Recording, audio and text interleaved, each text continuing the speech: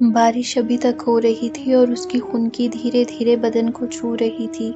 شجاع غنی ہادی کے آفس میں پہلے سے موجود تھا۔ اسے دیکھ کر وہ بے ساختہ مسکرایا اور اس نے بڑے پرجوش انداز میں اسے سلام کیا تھا۔ سیاہ رنگ کے شلوار قمیض سوٹ میں مسٹرڈ کلر کا اسکارف گلے میں ڈالے وہ بالکل سادہ سے حلیے میں اندر داخل ہوئی تو ہیو گو باس پرفیوم کی مہک چاروں طرف پھیل گئی۔ ہادی اور سعد دونوں ایک ہی کمپیوٹر پر کام کرنے میں مگن تھے۔ السلام علیکم۔ اس کا پر اعتماد لہجہ دونوں کو چونکا گیا۔ ہادی نے فوراً ریسٹ واچ پر ٹائم دیکھا۔ وہ اپنے مقررہ وقت سے 5 منٹ پہلے پہنچ چکی تھی۔ ویلکم بیرسٹر شیری۔ ہادی نے ایک غیر مقدمی مسکراہٹ اس کی طرف اچھالی اور اسے کرسی پر بیٹھنے کا اشارہ کیا۔ وہ انتہائی پرسکون نظر آ رہی تھی۔ اس نے ہاتھ میں پکڑی فائل میز پر رکھی اور اپنے سنہری مائل بھورے سلکی بالوں کو لاشعوری طور پر جوڑے کی شکل میں باندھ کر اندر بال پوائنٹ پھنسا لی۔ یہ میرے کولیگ اور بیسٹ فرینڈ ہیں، سعد رحمانی۔ ہادی نے سنجیدگی سے تعارف کی رسم نبھائی۔ سعد نے ہلکا سا سر خم کر کے اسے سلام کیا۔ کیا مجھے شجاع صاحب سے بات یہیں کرنا ہوگی؟ وہ ہلکے سے تذبذب کا شکار ہوئی۔ اگر آپ ایزی فیل نہیں کر رہی تو ہم لوگ چلے جاتے ہیں۔ ہادی اپنے دونوں بازو سینے پر باندھ کر مونچھوں تلے مسکرایا۔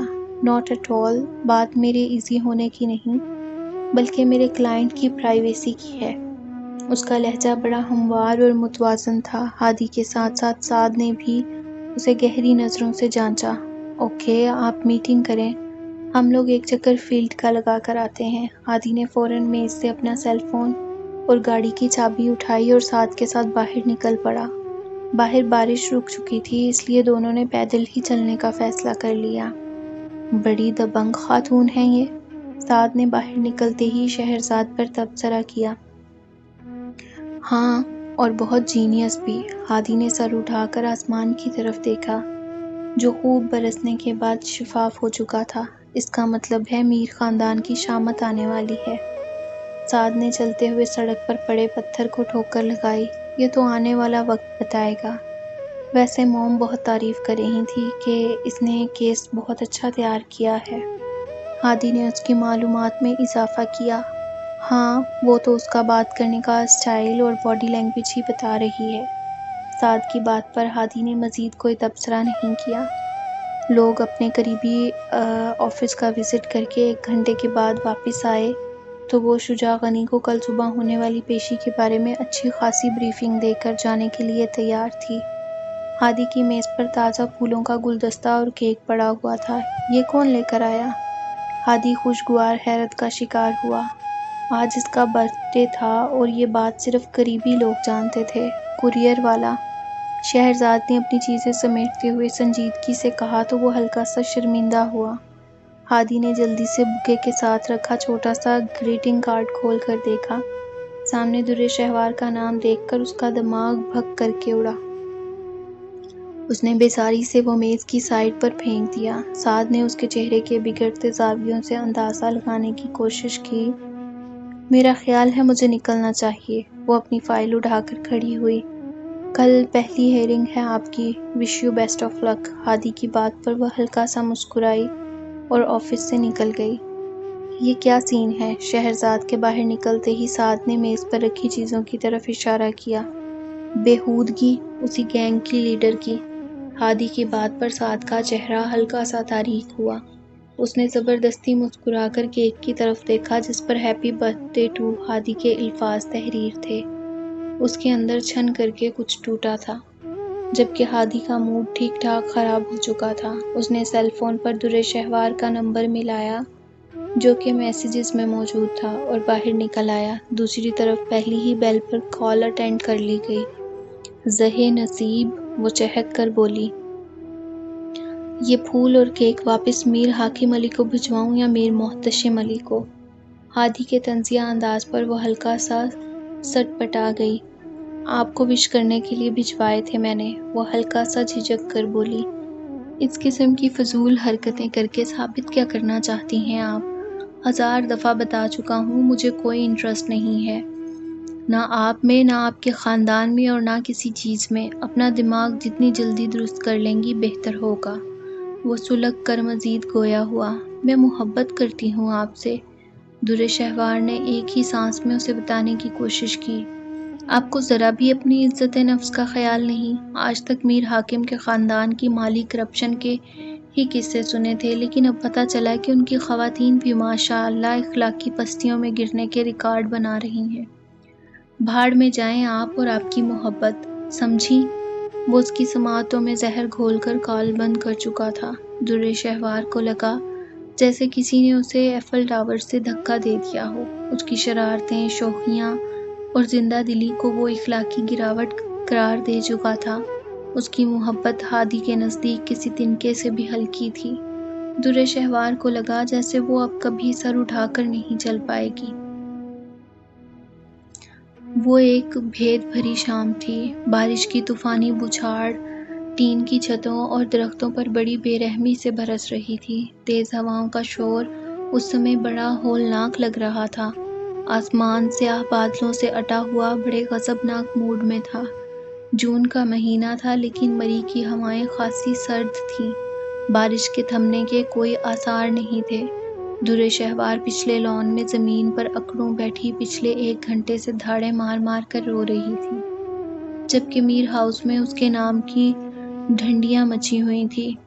بڑی امی، وہ اسٹور، ڈائننگ، کچن، لاؤنج کہیں پر بھی نہیں ہے۔ انابیہ نے باہر چمکتی بجلی سے گھبرا کر ہال کمرے کی کھڑکیاں بند کرتے ہوئے تاجدار بیگم کو جواب دیا، جو در شہوار کی گمشدگی پر خاصی پریشان تھیں۔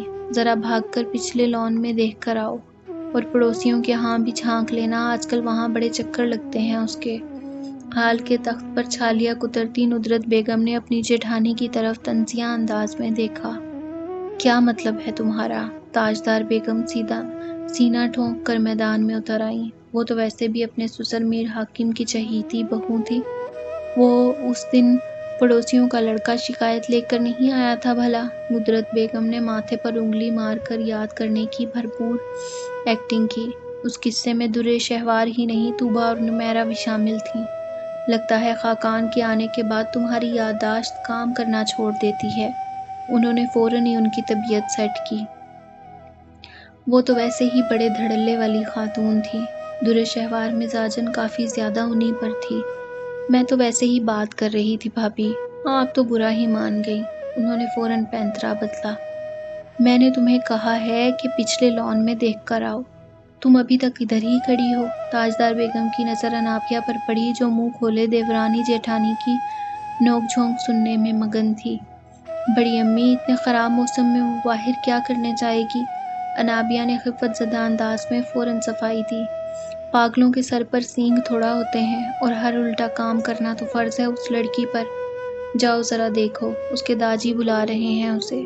ابا جی کو بھی بس ہر وقت در شہوار ہی اپنے ارد گرد نظر آنی چاہیے۔ آخری فقرہ انہوں نے بڑے جتاتے ہوئے انداز میں کہا تو ندرت بیگم پہلو بدل کر رہ گئیں۔ اچھا، دیکھ کر آتی ہوں۔ انابیہ فوراً پچھلے لان کی طرف لپکی۔ اس نے جیسے ہی دروازہ کھولا، تیز ہواؤں کے ساتھ یخ بستہ بوندیں اس کے چہرے سے ٹکرائیں۔ بدمست ہوا اس کے کپڑوں کو اڑانے لگی۔ اس نے بمشکل اپنے دوپٹے کو کس کر اپنے ارد گرد لپیٹا۔ جیسے ہی اس کی آنکھیں مسلسل برستے می میں کچھ دیکھنے کے قابل ہوئیں تو اسے ایک دم دھچکا سا لگا۔ تیز بارش میں در شہوار خوبانی کے پیڑ کے نیچے بیٹھی مسلسل زمین کھرچ رہی تھی، اور ایسا لگ رہا تھا جیسے وہ اپنے حواسوں میں نہ ہو۔ اس کا لباس بھیگ کر اس کے جسم سے چپک گیا تھا، اور وہ مسلسل زمین کھودے جا رہی تھی۔ در شہوار، پاگل تو نہیں ہو گئی ہو کیا؟ انابیہ برآمدے میں کھڑی ہو کر چیخی تو اس نے سر اٹھا کر اس کی طرف دیکھا۔ انابیہ سمجھ نہیں پائی کہ اس کا چہرہ آنسوؤں سے بھیگا ہوا ہے یا بارش کے پانی سے۔ بے وقوف لڑکی، اندر آؤ، وہ ایک دم پریشان ہوئی، لیکن دوسری طرف در شہوار کے کانوں پر جوں تک نہیں رینگی۔ تمہارا دماغ تو نہیں خراب ہو گیا؟ اس کے بلند آواز میں چیخنے کی آواز برہان نے کافی ناگواری سے سنی تھی۔ وہ ابھی داجی کے کمرے سے ہو کر آئے تھے، جہاں ان کا اور انابیہ کی رخصتی کا معاملہ زیر بحث تھا، اور اس موضوع نے اس کا موڈ اچھا خاصا خراب کر دیا تھا۔ کیا پرابلم ہے انابیہ؟ ایسے کیوں چیخ رہی ہو؟ برہان دروازہ کھول کر باہر نکلے تو بارش کی تیز بچھاڑ نے ان کا استقبال کیا۔ انابیہ ہلکا سا بوکھلا گئی۔ اس کی اپنے دوپٹے پر گرفت تھوڑی ہلکی ہو گئی۔ تبھی وہ تیز ہوا کے سنگ اڑتا ہوا برہان کے چہرے سے جا ٹکرایا اور وہ ایک دم کوفت کا شکار ہوئے۔ اپنا آنچل تو سنبھالا نہیں جاتا، گھر کیا خاک سنبھالو گی؟ وہ جو تازہ اپنی اور انابیہ کی رخصتی کی خبر سن کر آئے تھے، جھنجھلا کر اس پر برس پڑے۔ انابیہ پر کھڑوں پانی پھر گیا۔